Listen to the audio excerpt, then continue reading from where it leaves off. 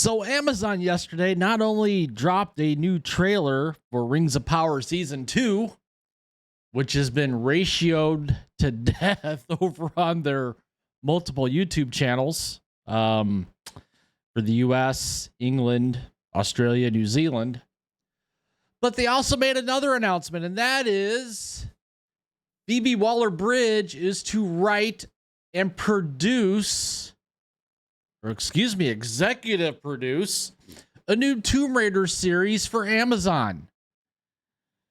Oh boy. So Phoebe Waller-Bridge, who's best known for Fleabag, which I believe she wrote and starred in 8 years ago.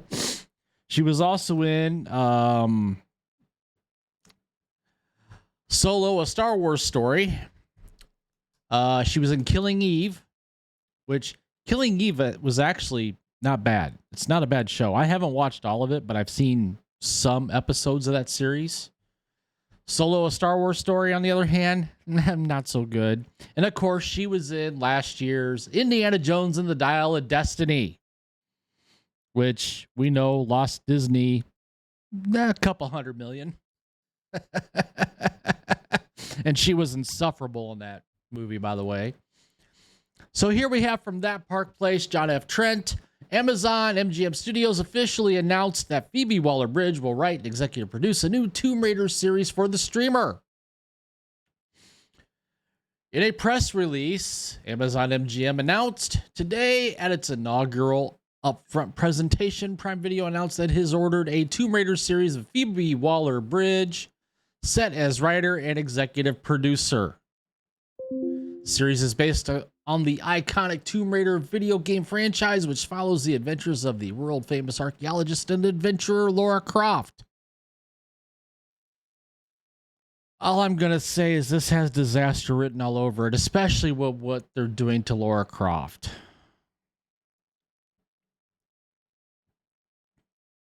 Waller-Bridge commented on the announcement, "If I could tell my teenage self this was happening, I'd think she'd explode. Tomb Raider has been a huge part of my life, and I feel incredibly privileged to be bringing it to television with such a passionate collaborators."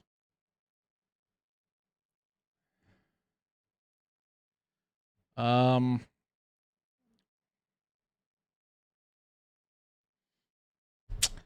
going to jump ahead here a little bit. Waller-Bridge's involvement in the Tomb Raider series at Amazon MGM Studios was rumored back in February, with Deadline reporting that she would write a TV series as part of the potential Tomb Raider universe that would span television, film, and games. Waller-Bridge could also be involved in the potential movie as well as the TV series.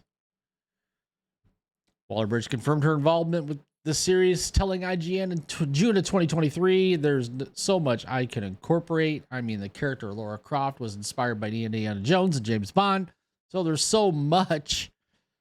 And it just felt like the perfect final step in my own personal adventure through this kind of franchise world." Waller-Bridge's involvement in the series all but confirms the show will be dead on arrival. She is an outspoken feminist and injects that feminism into her works. She injected it into Indiana Jones, most definitely. She told the BBC that she would trade 5 years of her life for the so-called perfect body. "I would have been the girl with the hand up. I would have been like, hell yes," and then thinking that was honest. And thinking that's empowering because it's honest, and yet feeling at the same time that it's letting the side down and not really knowing what the rules were, but then caring so deeply about women and equality and the basic principles of feminism. She also continued, and then slightly being frightened by the nuances and that there are traps out there, and I still feel like that. Even when I get asked about it, my heart starts beating a little faster because I know that there are mines that you can step on, and I think I'll probably always have that. Now, here's the kicker, folks. This announcement comes in the wake of Waller-Bridge being involved in the disastrous Indiana Jones and the Dial of Destiny, or as I like to say, Indiana Jones and the Insufferable Feminist.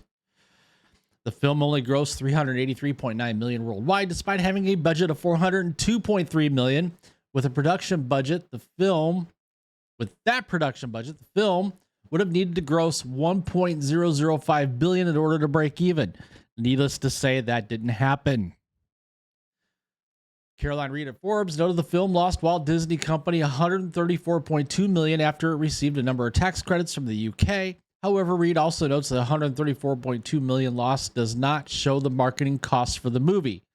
So it's likely the film lost significantly more than $134.2 million if you factor in those costs. Yeah, we're talking upwards of $200 million, folks. That's what that movie lost, upwards of $200 million.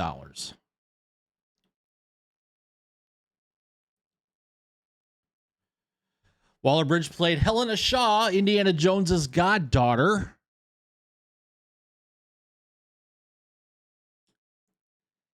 And her character appeared on What Culture's 10 characters that single-handedly ruined recent movies.